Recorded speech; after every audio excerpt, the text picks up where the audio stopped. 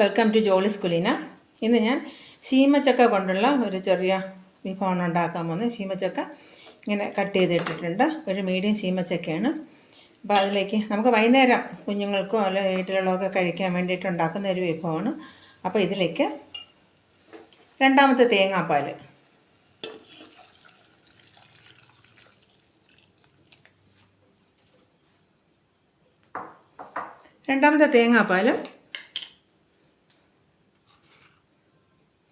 ആവശ്യത്തിന് ഉപ്പിട്ട് നന്നായിട്ട് വേവിച്ചെടുക്കാം. തേങ്ങാപ്പാലിൽ മാത്രമാണ് ഇത് വെന്ത് കിട്ടേണ്ടത് കേട്ടോ. ഓക്കെ, ഇത് വേവട്ടെ.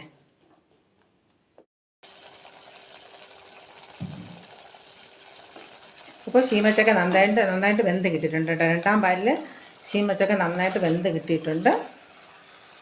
ഇതിലേക്ക് ഒരു നുള്ള് ഏലക്കാപ്പൊടി ഇട്ട് കൊടുക്കണം.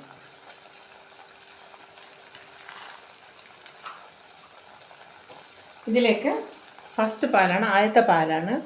ഈ പാലിലേക്ക് ഞാൻ 3 ടേബിൾ സ്പൂൺ പഞ്ചസാര കലക്കി വെച്ചിട്ടുണ്ട് കേട്ടോ. മിക്സ് ചെയ്ത് വെച്ചിരിക്കുകയാണ്. അപ്പോൾ അത് ഇതിലേക്ക് ഒഴിക്കുകയാണ്. ആദ്യത്തെ പാൽ, രണ്ടാമത്തെ പാൽ ഒഴിച്ചാണ് നമ്മളിത് വേവിച്ചത്. അപ്പോൾ ഈ ആദ്യത്തെ പാൽ ഒഴിക്കുകയാണ്. ഇത് ഒരു 3/4 തേങ്ങയുടെ പാലാണ് കേട്ടോ.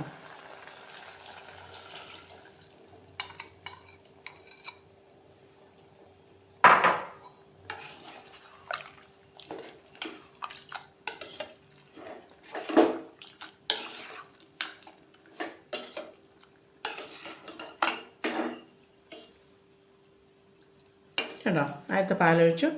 നന്നായിട്ട് ചൂടാകുമ്പോഴത്തേക്കും ചൂടായി വരുന്നുണ്ട്. അപ്പോഴത്തേക്ക്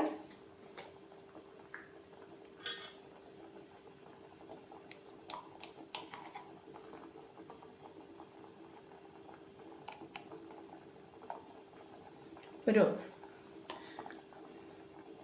1/2 ടേബിൾ സ്പൂൺ നെയ്യും കൂടെ ഒഴിച്ച്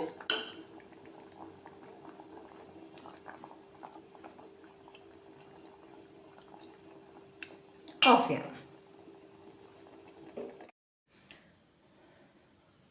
ശീമച്ചക്ക തേങ്ങാപ്പാലൊഴിച്ച ഈവനിങ് പലഹാരം റെഡി ആയിട്ടുണ്ട്.